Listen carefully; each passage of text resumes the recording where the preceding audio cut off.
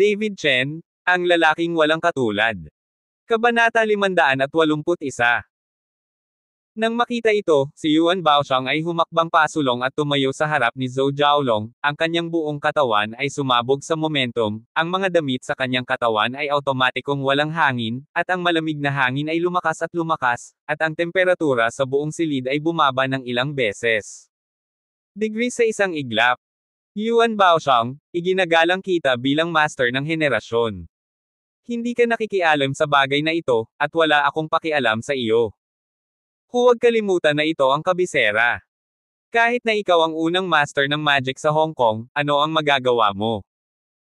Chenglong Press, ngunit ang lokal na ahas, ang aking mga tao ay darating dito sa lalong madaling panahon. Si Qin Xiaotian ay hindi gustong makipag-away kay Yuan Baoxiang. Pagkatapos ng lahat, ang kabilang partido ay isang master ng pangkukulam at may isang mahusay na reputasyon. Talagang natakot si Qin Xiaotian na hindi niya ito matalo. Tumigil ka sa pagsasalita ng walang kaparerekon, kung may gagawin ka kay Boss Zhou, may gagawin ka sa akin, isang taong nagngangalang Yuan. Si Yuan Baoxiang ay hindi natatakot kay Qin Xiaotian. Kung ganoon ay huwag mo akong sisihin. Nakita ko si Qin Xiaotian na marahang nayuyugyog ang kanyang malambot na espada, at pagkatapos ay kumislap ang nakasisilaw na puting liwanag sa silid. Sa pagtingin pa lamang sa kuha na ito, alam na natin na ang lakas ni Qin Xiaotian ay hindi mababa, at siya ay nasa larangan na ng isang mahusay na master. Ang liwanag ng espada ay napakatalim at lumipat patungo kay Yuan Baoxiang sa napakabilis na bilis. Ang iba ay sunod-sunod na nagtatago sa gilid. Hindi sila sasali sa usaping ito. Maging ang pamilyang Qin o si Zhou Jiaolong, wala sa kanila ang makakatulong. Pagkatapos ng lahat, ang kahihinatnan ay hindi alam, at hindi magandang masaktan ang sinuman. Walang alam na bata. Malamig na sumangot si Yuan Baoxiang, at nakita niyang nakaumbok ang manggas ni Yuan Baoxiang, parang blower na humihip, at marahang kumaway pasulong. Ding! Sa isang malutong na tunog, ang espada ni Qin Xiaotian ay nilaslas sa itaas ng manggas ni Yuan Baoxiang, at gumawa ito ng parang bakal na tunog ng banggaan. Ang gayong matalim na espada ay hindi man lang makatusok sa manggas ng kalaban, na naging sanhi ng pangit ng mukha ni Qin Xiaotian. Boss Qin, hindi namin gusto ang natitirang 5 bilyong balanse. Ibibigay ko sa iyo itong gossip plate para mang-aral ng feng shui. Tapos na ang ganito, paano na? Ayaw din ni Yuan Baoxiang na sundan si Qin Xiaotian para patayin ang isda at ang lambat. Pagkatapos ng lahat, ito ang kabisera. Kung talagang nasaktan niya si Qin Xiaotian, tiyak na lilipat ng mga pugad ng pamilya Qin. Kung maaari silang umalis sa kabisera sa oras na iyon ay hindi alam. Imposible. Kinagat ni Qin Xiaotian ang kanyang mga ngipin, ang kanyang mga mata ay puno ng galit. Dumating na sa puntong ito, paano siya sumuko, ang daming nanunood, kung papayag siya, anong mukha niya sa Kyoto in the future. Huwag mo akong pilitin na patayin ka. Bahagyang sumimangot si Yuan Baoxiang. Halika. Umungol si Qin Xiaotian, na sinundan ng mga pagsabog ng marahas na aura. Ang mahabang espada sa kanyang kamay ay iniawang muli, sa pagkakataong ito ay mas malakas pa ang sinag ng espada, direktang tinakpan si Yuan Baoxiang at ang Zhou Jiaolong na iyon. Nakita ito ni Zhou Jiaolong, na may kaunting takot sa kanyang mga mata. Hindi siya isang martial artist, ngunit isang simpleng negosyante. Bagaman nakita na niya ang mundo, bihira ang gayong mga labanan. Lalo na't nababalot ng liwanag ng espada na ito, ang pakiramdam ng pang-aapi ay nagpang-inag sa kanya sa takot. Bagamat pinoprotektahan siya ni Yuan Baoxiang, medyo natakot pa rin si Zhou Jiaolong. Dahil alam niyang napakalakas ng pamilya Qin, hindi siya mandiraya ng napakaraming pera, ngunit sinong makakaalam na ang isang peking chismis na plato ay na-auction sa halagang 10 bilyon. Sisihin ng lalaking iyon, kung hindi dahil sa kanya, paano malalaman ni Qin Xiaotian na peke ang bagwapan. Mariing tinitigan ni Zhou Jiaolong si David, habang si David ay nakaupo ng tuwid sa mga oras na ito, na may ngiti sa kanyang mukha, umiinom ng tsaa, tulad ng nanunood ng isang dula, hindi siya natakot sa kumikinang na espada sa silid. Tandang padamdam. Napasimangot si Yuan Baoxiang nang makita niya si Qin Xiaotian na nagpupumigla sa isa't isa, at pagkatapos ay kinuyam niya ang kanyang mga kamay upang ilipat ang isang magic trick, at hindi nagtagal ay may nabuong halo sa paligid niya at ni Zhou Jiaolong, tulad ng isang malaking protective shield, na nakapaloob sa kanilang dalawa. Tandang padamdam. Nakita ko ang nakapaligid na sword beam na galit na patungo kina Yuan Baoxiang at Zhou Jiaolong, ngunit sa kasamaang palad ay nakaharang silang lahat ng protective cover at hindi nagdulot ng anumang pinsala sa kanilang dalawa. Kabanata 582. Nang makita ito, naging berde ang mukha ni Qin Xiaotian. Sa kanyang lakas, hindi siya ang kalaban ni Yuan Baoxiang. Gayunpaman, hindi binaril ni Yuan Baoxiang si Qin Xiaotian, kung hindi ay matagal nang nasugatan si Qin Xiaotian. Sa sandaling ito, nagkaroon ng magulong yabag, at pagkatapos ay bumuhos ang isang dosenang tao, lahat sila ay may malakas na hininga, na lahat ay tinawag ni Qin Xiaotian. Matapos pumasok ang mga taong ito, direkta nilang pinalibutan sina Yuan Baoxiang at Zhou Jiaolong. Nang makita ni Qin Xiaotian na dumating na ang mga reinforcement, mas nakaramdam siya ng kagaanan. Kahit na ginamit niya ang lahat ng lakas ng pamilya Qin ngayon, hindi niya maaaring pabayaan si Zhou Jiaolong na ganito, kung hindi, ang pamilya Qin ay walang mukha sa kabisera sa hinaharap. Napakaraming tao ang biglang pumasok, at maraming tao sa labas ang sumunod din, kasama sina Bai Zhongtang, Gu Wentian, at Zhao Wuji. Malapit na sumunod sina Sonia at Gulinger, natakot sila na si David ang nakipag-away sa pamilya Qin. Nang pumasok siya sa silid at nakitang hindi si David ang pinupuntirya ng mga taong ito, gumaan ang pakiramdam ni Sonia. Anong problema kay David? Curious na tanong ni Sonia. Sa sandaling ito, tumingin din si Zhao Wuji kay Bai Shushan at sinabing, "Matandang Bai, ano ang nangyari? Paano magagawa ni Qin Xiaotian ang isang bagay kay Boss Zhou?" Pagkatapos ng lahat, si Zhou Jiaolong ay isang negosyanteng Hong Kong mula sa China at Hong Kong. Pumupunta siya sa Kyoto para magnegosyo halos taon-taon. Sinabi ni Bai Shushan kay Zhao Wuqi ang nangyari. Nang marinig ni Zhao Wuqi na nanloloko si Zhou Jiaolong, galit na galit siya. Ang Kyoto ang kanyang teritoryo, at kung tahasan niyang dinala ang mga tao sa kanyang teritoryo para manloko ng pera, hindi ba niya ito makikita ng malinaw? Zhou Jiaolong, napakatapang mo, nangangahas kang manlinlang sa Kyoto, hindi mo ba kinukuha ang aking Dharma Protector Pavilion sa iyong mga mata? Angal ni Zhao Wuji kay Zhou Jiaolong. Bagamat si Zhou Jiaolong ay nasa protective cover ni Yuan Baoxiang sa oras na ito, nanginginig pa rin siya sa galit na sigaw ni Zhao Wuji. Nakita ni Yuan Baoxiang nakasali rin si Zhao Wuqi, at naging malungkot at hindi sigurado ang kanyang mukha.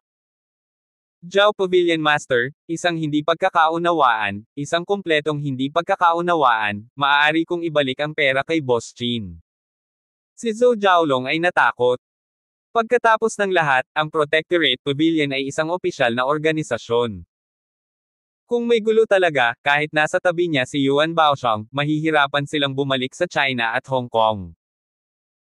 Nakita ni Zhao Wuqi na gustong ibalik ni Zhou Jiaolong ang pera, ngunit ayaw niyang palakihin ang mga bagay, kaya tumingin siya kay Qin Xiaotian at sinabing, "Qin Xiaotian, nangako si Boss Zhou na ibabalik ang pera, ano ang gagawin mo?"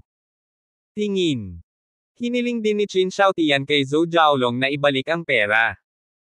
Dahil maibabalik niya ang pera, hindi na kailangang maging masyadong mahigpit.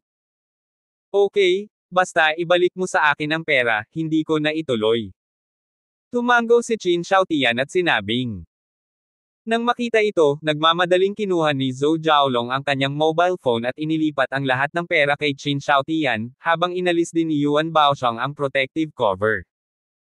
Matapos ilipat ang pera kay Qin Xiaotian, tumingin si Zhou Jiaolong kay Zhao Wuji at sinabing, "Pavilion Zhao, pwede ba tayong pumunta?"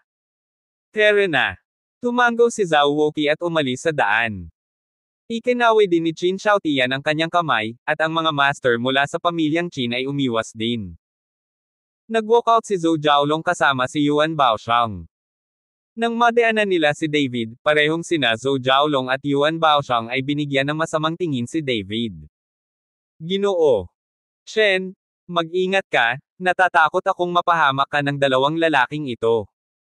Nang makita ang mga mata ng dalawang tao, hinimok ni Bai Shushan si David. Ayos lang. Napangiti ng mahina si David.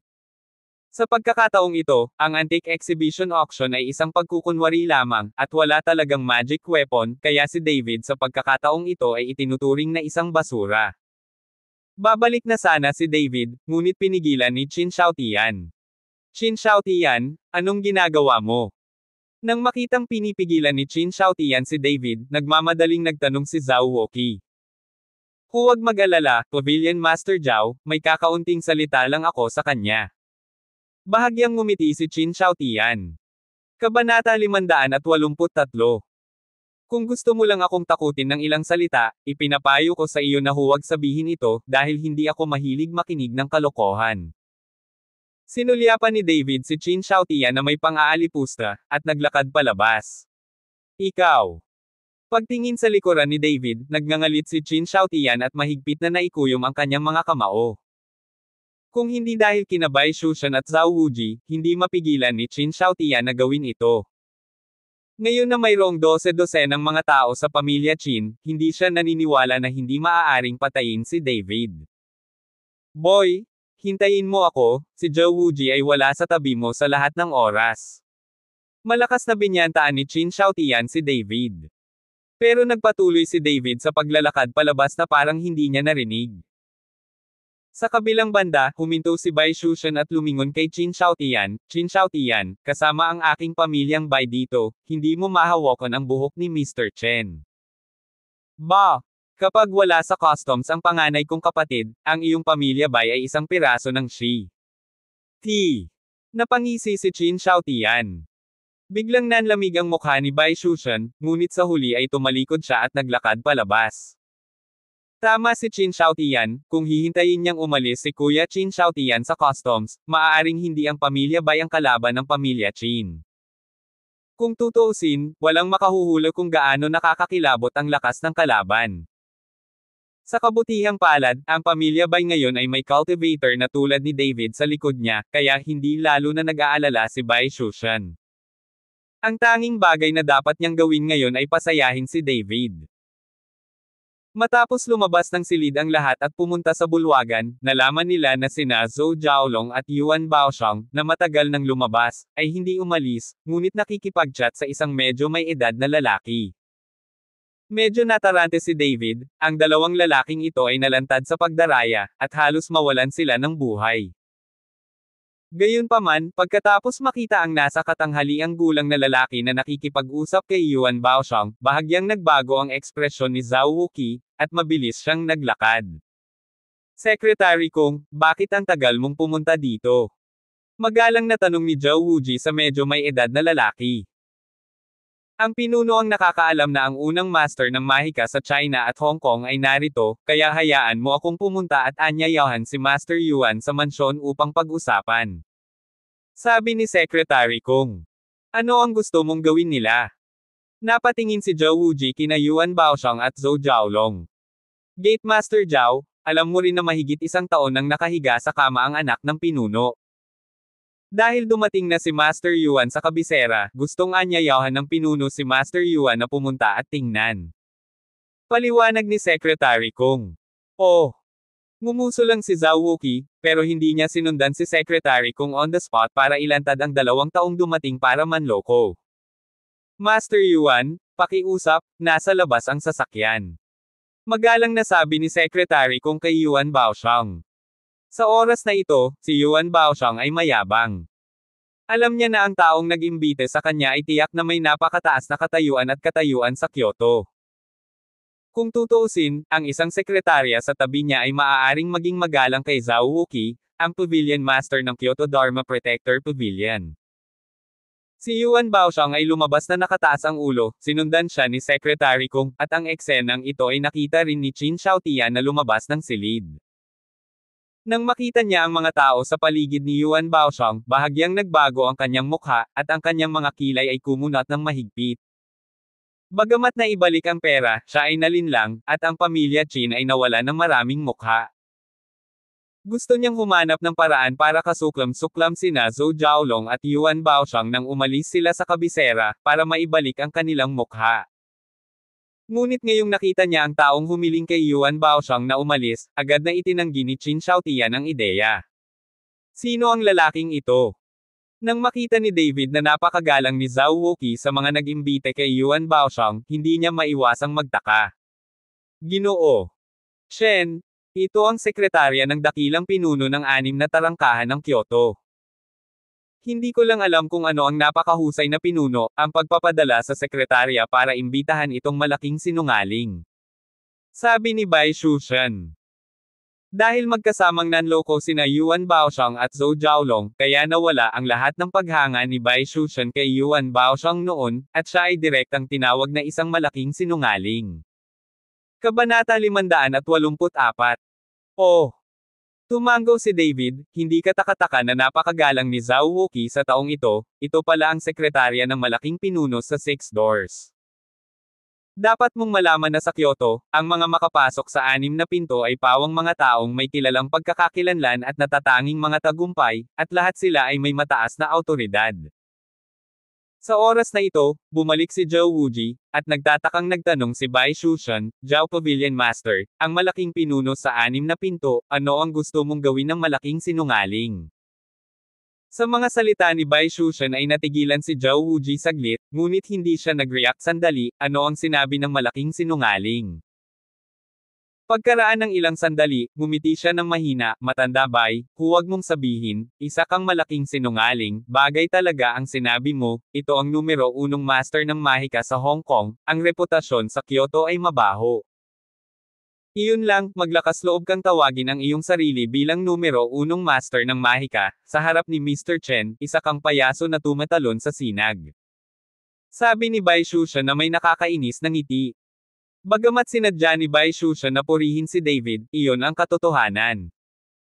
Kahit gaano pa kahusay ang pagbabalat kayo ni Yuan Baoxiang, nakita pa rin siya ni David sa isang sulyap. Hindi nakita ni Zhao Wuqi ang eksena ng pagbuwag ni David kay Yuan Baoxiang at sa iba pa, kaya hindi siya nagsalita, at bahagyang ngumiti, kahit na, si Yuan Baoxiang ay hindi isang walang kabuluhang katanyagan, mayroon pa rin siyang ilang kasanayan. Sa pagkakataong ito, hinahanap siya ng Six Doors the Big Leader para lang makita ang sakit ng kanyang anak. Hindi ba sabi-sabi na naging vegetative person na ang anak ng leader? Ngayon ay umaasa na siya sa kagamitan upang mapanatili ang kanyang tibok ng puso. Hanggat nauurong ang kagamitan, mawawala agad ang tao, at walang malay ang utak. Tandang pananong. Sabi ni Bai Shushan na may pagdududa. Kung gayon sino ang nakakaalam, ang isang patay na kabayo ay isang buhay na doktor ng kabayo. Si Zhao Wuqi ay hindi nang ahas na hulaan kung ano ang ibig sabihin ng pinuno. Ginoo Shen, ang iyong mga kasanayan sa medikal ay napakatalino. Bakit hindi ka pumunta at tingnan? Kung mapapagaling mo talaga ang anak ng mahusay na pinunong ito, marami pang paraan para gawin ni Mr. Chen ang anumang bagay sa Kyoto sa hinaharap. Sa sandaling ito, biglang ibinuka ni Gu Wentian ang kanyang bibig at sinabing, upang masundan ang isang malaking pinuno upang umakyat sa isang relasyon, talagang magiging mas komportable si David sa Kyoto sa hinaharap. Kung magsasalita ang malaking pinuno, natatakot ako na ang pamilya Qin ay hindi manggahas na guluhin si David. Ginoo Shen, so may medical skills ka pa. Kahit na alam ni Zhao Wuqi na si David ay isang cultivator, hindi lahat ng cultivator ay may mga medikal na kasanayan. Medyo naiintindihan ko. Tumango si David. Sina Zhao Wuqi at Bai Shushan ay tumingin kay David na may malalim na pagtataka at pagkagulat sa kanilang mga mata. Naunawaan lang ni David ang pamamaraan, at direktang binuwag ang Yuan Baoxiang na iyon. Ngayon ay naiintindihan na niya ang medikal na pamamaraan, at nakikita ang lakas ni David, ito ay lampas sa kanilang imahinasyon. Kung ganoon, doon ko na lang dadalhin si Mr. kung mapapagaling ang anak ng dakilang pinuno, ito ay isang pagkakataon para kay Mr. Chen. Excited na sabi ni Zhao Wuqi. Hindi tumanggi si David.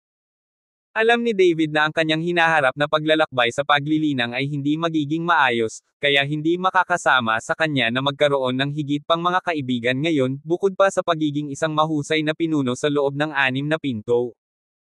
Dinala ni Zhao Wuqi si David diretso sa bahay ng malaking pinuno. Dahil sa pangangailangan ng seguridad, ang iba ay hindi sumama kay David. Kahit na gawin nila, hindi sila makapasok sa lahat. Hindi nagtagal, dinala ni Zhao Wuqi si David sa isang patio.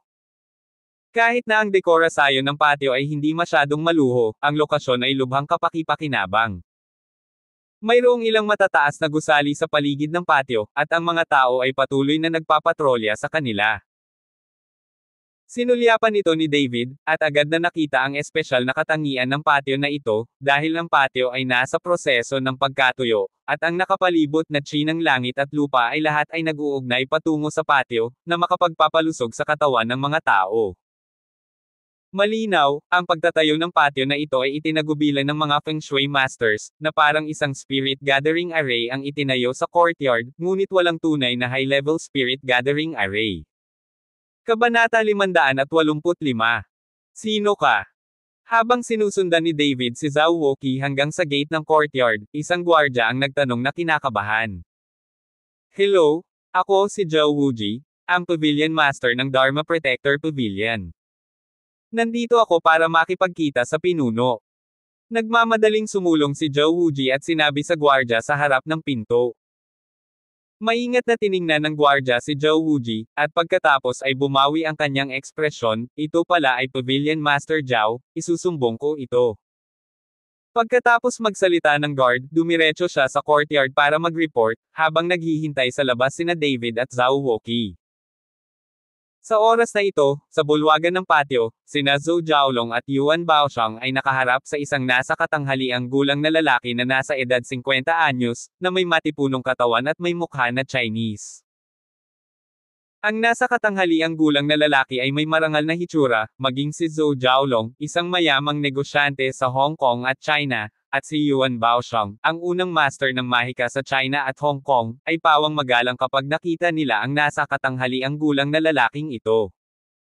Ang nasa katanghaliang gulang na lalaking ito ay ang pinuno ng 6 na pintong reinforcement army. Nakilahok siya sa mga totoong digmaan at nakagawa ng magagandang tagumpay. Boss Zhou?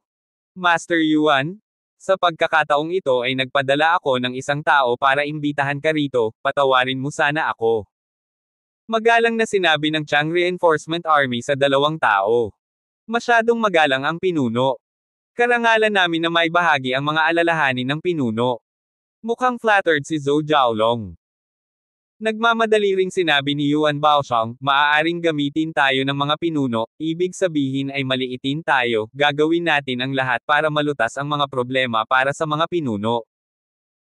Nang makitang sinabi ito ni Yuan Baoxiang, bahagyang ngumiti si Chang Yuanjun sa kanyang mukha at sinabing, dahil sinabi ito ni Master Yuan, hindi ako malugod na tinatanggap. Narinig mo siguro na may anak ako. Mahigit 1 taon na akong nakahiga, at sana ay matulungan ako ni Master Yuan na makita kung mapapagaling ito. Pinuno, iniisip ko kung maaari mo akong dalhin upang makita ang sitwasyon ni Yang Master Ling. Tanong ni Yuan Baoxiang. Siyempre, pwede kang sumama sa akin. Tumango si Chang Rejun, tumayo at naghanda para dalhin sina Yuan Baoxiang at Zhou Jiaolong sa kwarto. Ngunit sa sandaling ito, nagmamadaling pumasok ang isang gwardya, pumunta sa tainga ng Chang Rei ng army, at bumulong ng ilang salita. Matapos marinig ito, sinabi ng mga reinforcement ng Chang sa gwardya, papasukin sila. Pagkatapos magsalita, tumingin si Chang Yuanjun kay Yuan Baoxiang nang humihingi ng tawad, Master Yuan, biglang may bisitang bumisita, magpahinga ka muna, at dadalhin kita doon mamaya. Okay, okay. Leaders please. Paulit-ulit na tumango si Yuan Baoxiang. Hindi nagtagal, dinala sina Zhao Wuqi at David sa bulwagan. Si Zhao Wuqi ay kinuha ang kalayaan na abalahin ang pinuno, at umaasa na hindi siya sisihin ng pinuno. Matapos makita ni Zhao Wuqi ang Chang reinforcements, nagmadali siyang humingi ng tawad. Wuji, may importante bang itatanong sa akin? Bilisan mo, may gagawin pa ako. Nang makitang pumunta si Zhao Wuqi sa kanyang bahay para hanapin siya, naisip ni Chang Yuanjun na may mahalagang bagay. Tungkol naman kay David sa tabi ni Zhao Wuqi, hindi man lang siya nilingan ni Chang Yuanjun, at tinuring si David bilang subordinate ni Zhao Wuqi. Sa oras na ito, nang makita nina Zhou Jiaolong at Yuan Baoxiang na sinundan ni David si Zhao Wuqi, hindi nila maiwasang sumimangot. Leader, narinig ko na si Young Masterling ay mahigit 1 taon nang nakahiga at nakoma, kaya espesyal na dinala ko si Mr. Chen para makita si Young Masterling. Pagkatapos magsalita ni Zhao Wuqi, tumingin siya kay David at sinabing, Mr. Chen, ito si Leader Chang. Hello, Leader Chang. Bahagyang tumango si David at iniunat ang kanyang kamay patungo sa Chang Reinforcement. Ang Chang Reinforcement Army ay hindi gumalaw, ngunit tumingin kay David pataas at pababa, bahagyang nakasimangot, isang mabalahibong batang lalaki sa kanyang 20s. Anong klaseng sakit ang makikita ko? Dapat mong malaman na inimbitahan ni Chang Yuanjon ang halos lahat ng mga sikat na eksperto at propesor sa loob at labas ng bansa upang magpatingin sa doktor para sa kanyang anak, ngunit sa kasamaang palad ay wala silang kapangyarihan. Dahil dito, nagpasya siyang imbitahan si Yuan Baoxiang. Pagkatapos ng lahat, sila ay napakalaking pinuno. Anong Magic Master, hindi masyadong maganda ang impluwensya. Gayunpaman, para sa kapakanan ng kanyang anak, si Chang Yuanjon ay maaari lamang umalis sa kanyang paraan. Kung may paraan siya, hindi siya magpapadala ng taong mag-imbite kay Yuan Baoxiang. Kabanata 586. Nang makitang hindi gumagalaw ang Chang Reinforcements, awkward na ngumiti si David at binawi ang kamay niya. Nang makita ito, nagmamadaling sinabi ni Zhao Wuqi, Leader, si Mr. Chen ay napakahusay sa medisina, at siya rin ay bihasa sa mahika, kaya't inimbitahan ko si Mr. Chen dito. Alam ni Zhao Wuqi na hindi naniniwala si Chang Yuanjon kay David dahil napakabata pa niya, kaya nagpaliwanag siya. Gayunpaman, sa harap ni Zhou Jiaolong at Yuan Baoxiang, hindi maihayag ni Zhao Wuqi ang pagkakakilanlan ng cultivator na si David. Pagkatapos ng lahat, ang lahat ng ito ay sikreto at hindi madaling ibunyag. Gate Master Zhao, hindi mo ba tinanggap ang pera ng batang ito? Sa kanyang edad, gaano siya kahusay sa medisina? Gaano siya kahusay sa magic? Natuto man siyang magbungkal mula sa sinapupunan ng kanyang ina, mahigit 20 taon na lang, at ang matanda ay nag-aral na ako ng magic techniques mula pa noong bata ako, at marami na rin akong pinag-aralan ng medisina. Ilang dekada na ang nakalipas, at hindi ako naglakas loob na magpakilala ng ganito, ngunit pinuri mo ang batang ito. Sabi ni Yuan Baoxiang nang nakangisi. Alam ni David kung paano gumawa ng magic, natutunan ito ni Yuan Baoxiang sa auction, ngunit pabaya siya noon at hindi sineseryoso si David, kaya hinayaan niyang samantalahin ni David ang butas at mag-set up ng sound transmission array sa Zhou Jiaolong upang ilantad ang kanilang mga gawain. Hindi niya akalain na si David ay maaaring magkaroon ng isang mataas na antas ng mahika, ang isang maliit na sound transmission array ay maaaring matutunan ito sa pamamagitan ng pagsasanay sa loob ng ilang taon. Zhao Pavilion Master, ang pinuno ng Young Master ay hindi kayang tretuhin ang anumang bagay nang walang pinipili. Kung may nangyaring mali, sino ang makatitiis? Kaya mo bang tiisin?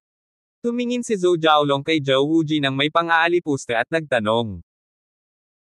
Sa oras na ito, matagal na niyang kinasusuklaman ang David na iyon, at ang Zhao Wuji na iyon, hindi niya ito gusto, ngunit ang kabilang partido ay ang Pavilion Master ng Dharma Protector Pavilion, at si Zhou Jiaolong ay hindi nang ahas na hindi igalang.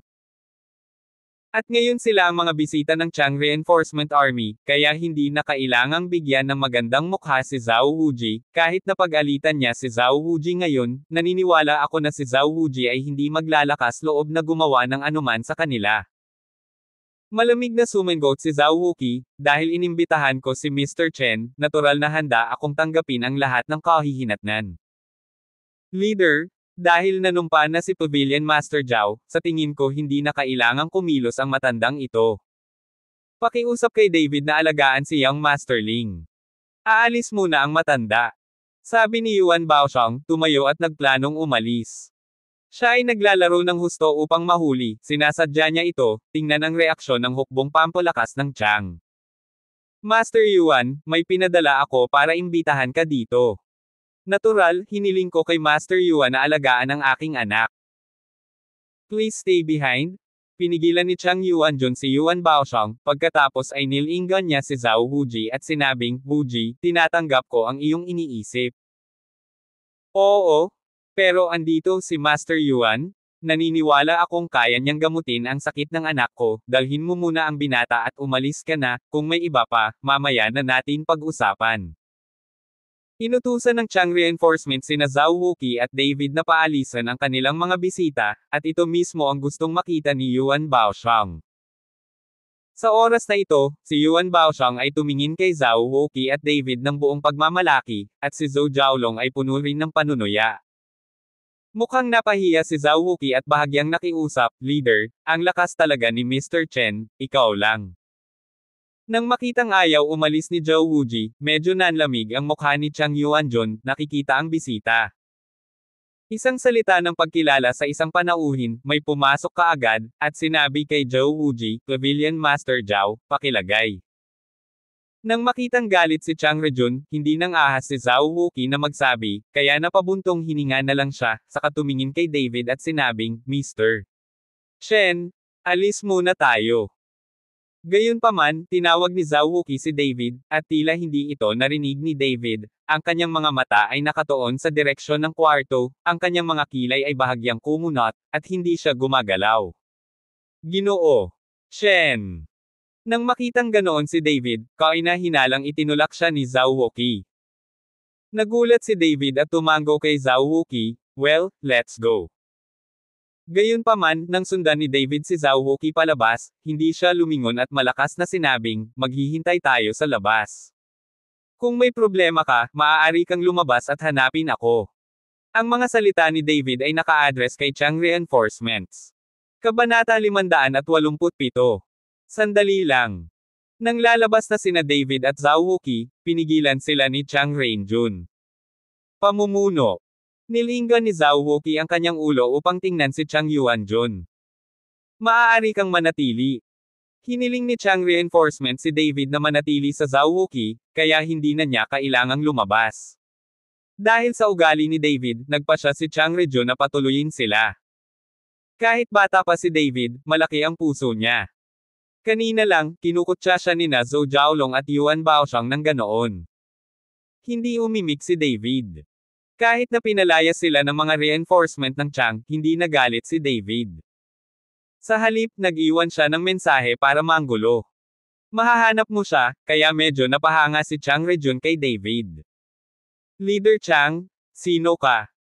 Bahagyang napakunot ang noo ni Yuan Baoxiang nang makita niyang ang mga reinforcement ng Chang ay talagang nakatalikod kay David. Master Yuan, nakasalalay pa rin kay Master Yuan ang sakit ng anak ko.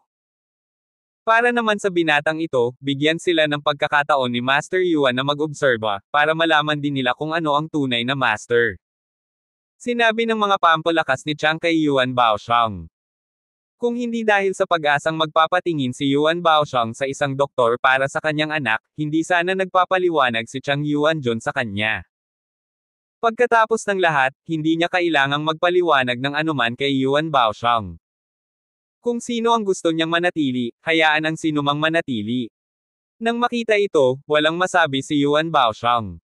Hindi niya maiwasang bigyan ng mukha si Chang Rejun. Dahil sinabi ito ng pinuno, hayaan si David na tingnan at tingnan kung ano ang matatawag na mga kasanayang medikal. Tumingin si Yuan Baoxiang kay David at nakangising sabi, Master Yuan, pakilagay. Inimbitahan ng Chang Reinforcement si Yuan Baoxiang sa kwarto. Sumunod naman si David at ang iba pa. Pagpasok pa lang nila sa kwarto ay naamoy na nila ang matapang na amoy ng gamot. Napuno ng gamot ang buong silid, at may tumatakbong ventilator. Sa kama ay nakahiga ang isang binata na tila nasa 20s. Mapula ang kanyang mukha, nakapikit ang kanyang mga mata, lumubog ang kanyang mga pisngi, at singkit siya ng isang piraso ng buto. Isang tubo ang ipinasok sa kanyang bibig, at ang tubo ay konektado ang ventilador, umaasa sa ventilador upang mapanatili ang buhay. Ang taong ito ay anak ni Chang Yuanjun, si Chang Yuan, nakakapasok lang sa ikalawang taon ng sophomore year. Dahil sa biglaang sitwasyong ito, agad siyang huminto sa pag-aaral. Walang sugat sa katawan ni Chang Yuan, ang 5 daliri lang ng kanang kamay niya ang nababalot ng makapal na gasa, at ang gasa ay namula na, halatang dahil sa pagbabad ng dugo. Nakita ni Chang Rainjun na ang gasa ay namula, at ang kanyang mukha ay biglang naging sobrang pangit, at pagkatapos ay sumigaw ng malakas, Xiao Zhou, Xiao Zhou. Kasunod ng dagandong ng mga reinforcement ni Chang, sa isang maliit na silid sa kabilang bahagi ng kwarto, isang batang babae ang nagmamadaling lumabas. Medyo madilim ang mga mata ng dalaga at humihikab. Halatang matagal na siyang walang tulog. Lead. Ang batang babae ay tumingin kay Chang Yuanjun ng may takot, ang kanyang buong katawan ay bahagyang nanginginig. Paano mo nagawa? Hindi mo ba nakita na basang-basa ng dugo ang gasa sa kamay ng anak? Bakit hindi mo pinalitan ang gauze? Malakas na tanong ni Chang reinforcements. Leader, pasensya na. Pasensya na. Antok na antok ako, napapikit na lang ako, hindi ko inaasahan na nabasa ng dugo ang gasa sa kamay ng anak. Nang matapos magsalita ang dalaga ay dali-dali siyang pumunta para kunin ang gauze. Matapos itong ibabad sa disinfectant, agad niyang sinimula na palitan ang gasa sa kamay ni Chang Yuan. Nang buksan ng batang babae ang gasa sa daliri ni Chang Yuan, isang mabangong amoy ang pumasok, at ang amoy ay partikular na hindi kanais-nais. Sumimangot ang lahat ng taong naroroon, at hindi napigilan ni Zhou Jiaolong na mapangiti. Nang maglaon sa mga mata ni Chang Yuanjun, sinubukan ni Zhou Jiaolong ang kanyang makakaya na magpigil, ngunit sa pagtingin sa hitsura ni Chang Yuanjun, tila wala siyang reaksyon, kaya dapat ay nasanay na siya. Nang tanggalin ng babae ang gauze at isusuot na sana ito muli para kay Chang Yuan, biglang sinabi ni Yuan Baoxiang, sandali lang. Natigilan ang dalaga at napatingin kay Chang reinforcement. Kabanata 588. Tumango si Chang Rejun, hiniling sa iyo ni Master Yuan na maghintay sandali, maghintay ka lang. Tumabi ang dalaga, habang humakbang si Yuan Baoxiang at hinawakan ang kanang kamay ni Chang Yuan. Nakita ko na ang 5 daliri ng kanang kamay ni Chang Yuan ay naging itim, patuloy na umaagos ang dugo mula sa mga daliri, at may mabangong amoy. Leader, paano nasaktan ang anak mo? Tanong ni Yuan Baoxiang. Narinig ko sa isang kaklase na kasama niya na ang aking anak na lalaki ay nakagat sa kanyang daliri ng isang bagay, at bilang isang resulta, siya ay nahimatay, at pagkatapos ay ang kanyang ulo ay nahulog ng husto sa lupa, at ito ay naging ganito mula noon, ngunit ako nakahanap ng maraming eksperto. Propesor, nagsagawa na rin ako ng iba't ibang pagsubok, ang aking anak ay hindi nalason, at ang pagsusuri sa utak ay normal, ngunit hindi siya magising, at kailangan niyang umasa sa isang ventilator upang mapanatili ang. Sabi ni Chang reinforcement. Kagat. Tumingin si Yuan Baoxiang sa nangangitim na mga daliri ni Chang Yuan, bahagyang nakasimangot, kung gayon ang sugat sa kamay niyang masterling ay hindi nagagaling. Oo, palagi na lang itong nagdudugo. Kailangan mong palitan ng madalas ang gauze na binabad sa disinfectant. Kung hindi, ito ay mabubulok at mabaho sa mahabang panahon, at maging ang mga uod ay ipanganganak.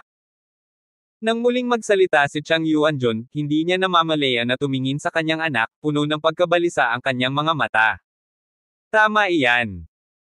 Kung tama ang hula ko, siyang masterling ay nakagat ng makamandag na insekto sa Miao Village, ibig sabihin ay walang malay siyang masterling dahil sa pagkalason, hindi sa iba pang dahilan. Sabi ni Yuan Baoxiang. Mga nakakalason na insekto ng Miao Village. Sumimangot si Chang Yuanjun, kung gayon, bakit ang lahat ng uri ng pagsubok ay nabigo upang makahanap ng anumang mga palatandaan ng pagkalason. Bahagyang ngumiti si Yuan Baoxiang, leader, kung malalaman ng pagsubok ang sanhi ng pagkalason, hindi mo na kailangang hilingin sa akin na gawin ito, di ba? Sa mundong ito, maraming bagay ang hindi ma-detect ng mga instrumento. Napangiti na lang si Chang Yuanjun nang marinig iyon. Sinabi ni Yuan Baoxiang na totoo ito. Kung optimistic ang mga eksperto at propesor na iyon, hindi na niya kailangang imbitahan si Yuan Baoxiang na pumunta. Kung gayon Master Yuan, dahil alam mo ang dahilan, maaari mo bang pagalingin ang aking anak? Naiinip na tanong ni Chang reinforcements. Ang masasabi ko lang subukan mo. Ang Miao Village na ito ay napakalakas sa pagkontrol ng lason, at hindi ko pa ito nakita, ngunit ang kabisera na ito ay libu-libong milya ang layo mula sa Miao Village. Paano magkakaroon ng mga makamandag na insekto sa Miao Village dito? Si Yuan Baoxiang ay labis na naguguluhan na ang mga nakakalaso na insekto sa Miao Village ay hindi maaaring lumipad sa Kyoto ng mag-isa. Master Yuan, kahit paano nakarating dito ang mga nakakalaso na insekto, pakiusap kay Master Yuan na mabilis na pagalingin ang aking anak. Ngayon, gusto lang ng Chang Reinforcement na pagalingin ni Yuan Baoxiang ang kanyang anak. Kung paano napunta rito ang mga makamandag na insekto, wala na siyang pakialam. Kung tutuusin, mahigit 1 taon na. Sige, subukan ko. Tumango si Yuan Baoxiang, at pagkatapos ay naglabas ng maliit na cloth bag mula sa kanyang katawan. Sa loob ay isang hilera ng mga pilak na karayom na may iba't ibang laki. Ang pinakamanipis na karayom na pilak ay malamang na kasing kapal lang ng buhok ng baka. Nang makitang pagagalingan ni Yuan Baoxiang ang kanyang anak, mahigpit na hinawakan ni Chang Rejun ang kanyang kinakabahan na mga kamay. Ginoo. Shen, tama ba si Yuan Baoxiang? Tumingin si Zhao Wuqi kay David at nagtanong. Hindi siya lubos na naniniwala na may mga makamandag na insekto mula sa Miao Village sa Kyoto na ito. At saka, kung ang mga taong iyon mula sa Miao Village ay gustong pumunta sa Kyoto, tiyak na magre-report sila sa kanilang Dharma Protector Pavilion ng maaga, kung hindi ay hahayaan nilang maglaro ng lason ang mga taong ito sa Miao Village. Tumatakbo kung saan-saan, hindi kaya magkakagulo ang buong bansa. Tama siya, at hindi rin siya tama. Bahagyang ngumiti si David. Anong ibig mong sabihin? Mukhang naguguluhan si Zhao Wuji. Kalahating tama lang siya. Bagaman ang daliri ng tao sa kama ay nakagat talaga ng isang nakakalaso na insekto, mahirap itong pagalingin, at ito ay bulok at naglalagnat pa rin, ngunit siya ay nakoma ng higit sa 1 taon, hindi dahil ang makamandag na insekto ay kumagat. Paliwanag ni David. Bakit ganon? Curious na tanong ni Zhao Wuji. Ngunit bago pa makasagot si David, lumingon si Yuan Baoxiang para tingnan si David, ano? Ibig mong sabihin mali ako. Kung mayroon kang mga kasanayan, subukan ito, huwag ituro ang mga daliri at magpanggap na isang bagay. Pak! Kabanata 589. Inalis ni Yuan Baoxiang ang pilak na karayom at malamig na tumingin kay David. Ano ang alam mo? Kahit si Master Yuan ay naglakas loob na magtanong. Kung sa tingin mo ay kahanga-hanga ka, huwag kang gumawa ng mga bastos na salita mamaya, ngunit tingnan mo ito. Sabi ni Zhou Jiaolong na may paghamak. Zhou Jiaolong, si Mr. Chen ay dapat may dahilan kung bakit niya ito sinabi. Ikaw at si Yuan Baoxiang ay parehong malaking sinungaling. How dare you be called master? Galit na pinagalitan ni Zhao Wuqi si Zhou Jiaolong. Ang mga salita ni Zhao Wuji ay nagpalamig sa mukha ni Zhou Jiaolong, habang ang mga kilay ni Yuan Baoxiang ay nakakunot. Ang malaking sinungaling ni Zhao Wuji ay ganap na tinamaan siya. Noong una ay naisip niya na sa pagkakataong ito ang panlilinlang ay magiging walang kabuluhan, kaya nakipagtulungan siya kay Zhou Jiaolong, ngunit ngayon ay inilantad ito ni David sa lugar, ang kanyang reputasyon ay natatakot na ang kanyang reputasyon ay bumagsak. Sa pag-iisip nito, tumingin si Yuan Baoxiang kay David na may galit sa kanyang mga mata, na gustong lumunin niya ng buhay si David. Dahil sinabi ni Pavilion Master Zhao na tayo ay malaking sinungaling, kaya hindi maganda para sa akin na pagalingin ang anak ng pinuno ni Chang. May kakayahan ka, dumating ka. Tumalikod si Yuan Baoxiang at naglakad sa gilid. Nakita na niya ang dahilan ni Chang Yuan, kaya siguradong gigisingan niya ito. Ang dahilan kung bakit sinabi ni Yuan Baoxiang na napakaseryoso ng sitwasyon ngayon lang ay para kaabahan ang mga regular na reinforcement, para tretuhin sila ng mga regular na reinforcement. Pansinin mo. Ngayon si David ay hindi sumasang-ayon sa kanyang diagnosis at paggamot. Sinamantala lang ni Yuan Baoxiang ang pagkakataong ito para hayaan si David na subukan ito. Napagpasyahan niya na hindi kayang pilitin ni David na ilabas ang lason ng mga makamandag na insekto ng Miao Village. Hanggat nabigo si David, maaaring samantalahin ni Yuan Baoxiang ang pagkakataong umatake. Hayaan ang patuloy na mga reinforcement na makitungo kay David. Nang makitang huminto na si Yuan Baoxiang sa kanyang paggamot sa oras na ito, ang mga permanenteng reinforcement ay biglang nag-aalalang sinabi, Master Yuan, huwag makinig sa sinasabi ng iba, naniniwala ako sa iyo, at hilingin kay Master Yuan na pagalingin ang aking anak. Napaka-humble ng ugali ni Chang. Para sa kapakanan ng kanyang anak, mapababa ni Chang ang kanyang paninindigan. Leader Chang, hindi naman sa hindi ko ginagamot. Ngayon ang ilang mga tao ay nagtatanong sa aking diagnosis at paggamot, at sinabi ng Pavilion Master Zhao na kami ay malaking sinungaling. Paano ko ito magagawa? Kung may mali, hindi ko masabi. Dahil itong si David ay kung nakikita mo ang dahilan niyang Masterling, hayaan mo siyang gumaling. Hindi nagmamadaling sabi ni Yuan Baoxiang kay Chang Yuanjun. Ngayon ay nagpa siya na si Yuan Baoxiang na gamitin ang patuloy na pagpapalakas, dahil ang lason ng mga nakakalason na insekto sa Miao Village ay hindi napakadaling harapin. Kahit mag-imbite pa siya ng ibang warlocks, baka hindi niya mapagaling si Chang Yuan. Master Yuan, tapos si David. Leader, si Mr. Chen ay talagang isang kababalaghan. Naniniwala akong mapapagaling niya si Young Masterling nang wala itong dalawang malalaking sinungaling. Bago pa matapos magsalita si Chang Reinforcements, nagmamadaling sinabi ni Zhao Wuqi kay Chang Reinforcements. Shut up! Shut up for me! Lumingon si Chang Yuanjun at tinitigan si Zhao Wuqi, ngayon lumabas ka para sa akin, lumabas ka. Orihinal na binalak ni Chang Yuanjun na bigyan ng pagkakataon si David. Pagkatapos ng lahat, ito ay isang pambihirang pagkakataon na makita ang isang salamangkero tulad ni Yuan Baoxiang na tinatrato ang mga pasyente gamit ang kanyang sariling mga mata. Umaasa si Chang Yuanjun na maalis ni David ang kanyang espiritu at matuto pa. Sa hindi inaasahang pagkakataon, hindi naging mapagpakumbaba si David, at itinuro si Yuan Baoxiang sa kanyang likuran, at sinabing nasa kalahati lang si Yuan Baoxiang, na magagalit sa lahat. Lead. Mukhang balisa si Zhao Wuqi nang makita niyang galit na naman ang mga regular na reinforcement. Okay, hindi na kailangan pang sabihin, lumabas ka, huwag istorbohin ang pagpapagaling ni Master Yuan. Kinawian ni Chang Rejun ang kanyang kamay at walang pakialam na sinabi. Hindi alintana kung talagang naiintindihan ni David ang mga kasanayang medikal o hindi, sa opinyon ni Chang Yuanjun, si David, na nasa maagang 20s pa lang, ay hindi kailanman may kukumpara kay Yuan Baoxiang. Hindi mahalaga sa mga tuntunin ng lakas o karanasan, si David ay walang katulad na lakas bilang Yuan Baoxiang. Tandang padamdam. Paano masasabing si Yuan Baoxiang ang naging unang master ng magic sa China at Hong Kong? Hindi lang ito biro, dapat mayroon siyang tunay na kakayahan. Kabanata 570. Nang makita ang eksenang ito, agad na nagpakita si Zhou Jiaolong ng mapang-asar ng ngiti.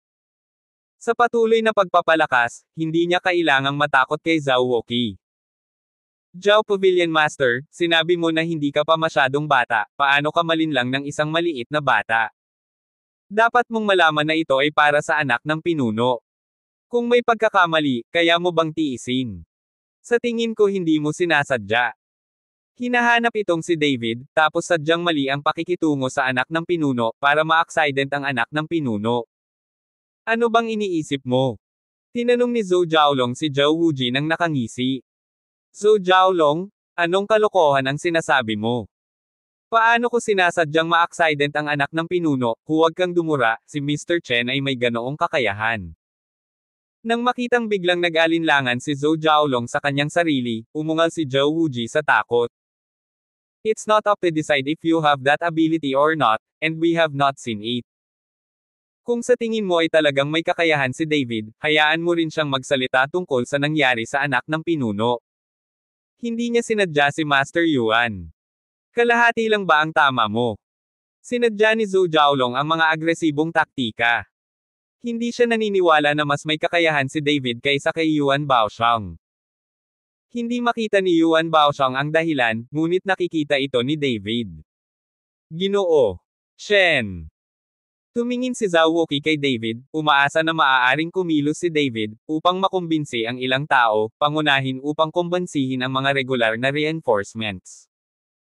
Sa oras na ito, tumingin din si Chang Yuanjun kay David, gusto rin niyang marinig ang sinabi ni David, at si Yuan Baoxiang, gusto rin niyang makita kung gaano kalakas si David sa pangyayaring ito. Nang makitang nakatingin sa kanya ang lahat, dahan-dahang umupo si David sa upuan sa tabi niya, at saka sinabing, totoong nakagat ng makamandag na insekto ang anak ng pinuno. Ni hindi ako makahawak ng kamay. Isa pang punto ay ang anak ng pinuno ay kasalukuyang nakarete, at wala itong kinalaman sa lahat ng pagkalaso ng mga makamandag na insekto. Nasira lang siya sa pag-iisip, at naging ganito siya. Paliwanag ni David. Nasira ang isip. Nagulat si Chang Yuanjun. Ginoo. Shen, ano bang problema ng sira na isip? Curious na tanong ni Zhao Wuqi. Ang pinsala sa pag-iisip ay sinasabing natatakot, na humahantong sa pagkawala ng kaluluwa, kaya laging walang malay. Paliwanag ni David. Kaluluwa na hindi sinapian. Sa pagkakataong ito, lahat ng Zhao Wuji at Chiang Rai ng army ay natigilan, at si Zhou Jiaolong ay natigilan din. Hindi sila mangkukulam o magsasaka, kaya't hindi nila naiintindihan at hindi maiisip ang mga bagay na hindi inaangkin. Hahaha David, I think you are talking nonsense. Alam mo ba na si Master Yuan ay kilala bilang ang unang master ng magic sa China at Hong Kong? Kung talagang walang kaluluwa at takot ang anak ng pinuno, hindi ba niya ito makikita? Huwag ka dyan. Ito ay pagpapanggap, iniisip na niloko ko ang lahat.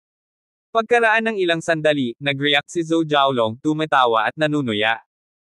Hindi rin nagtiwala si Chang Yuanjun kay David. Kung tutuusin, medyo masyadong casual ang sinabi ni David. Direkta niyang sinabi na ang kanyang anak ay natakot ng ganito, kaya labis na hindi nasisiyahan si Chang Yuanjun. Hindi niya ito nakikita, masasabi lang niya na siya ay isang basura, ang unang master ng magic sa Hong Kong, at hindi niya alam ang kahihiyan. Itinaas ni David ang sulok ng kanyang bibig at sinabing may paghamak. David, huwag ka masyadong magsalita dito. Dahil alam mo ang dahilan ng anak ng pinuno, halika at pagalingin mo siya. Kung ikaw ay gumaling, ako, si Yuan Baoxiang, ay luluhod sa iyo upang humingi ng tawad. Kung hindi mo kaya, sipain kita palabas. At pagkatapos ay naghahanap ng taong magtutulak sa iyo sa ilog. Sabi ni Yuan Baoxiang na may malungkot na ekspresyon. Hindi, nagmamadaling tumayo si Chang Yuanjun para pigilan siya, hindi ginipig ang anak ko, huwag mo siyang taya. Pagkatapos magsalita ni Chang Yuanjun, tumingin siya kay Zhao Wuqi, Zhao Wuqi, kunin mo itong David at umalis ka kaagad, ito ay isang utos. Abangan ang mga susunod pang kabanata ng David Chen, ang lalaking walang katulad. For more updates, please subscribe to my YouTube channel and don't forget to like and share. Thanks for your support.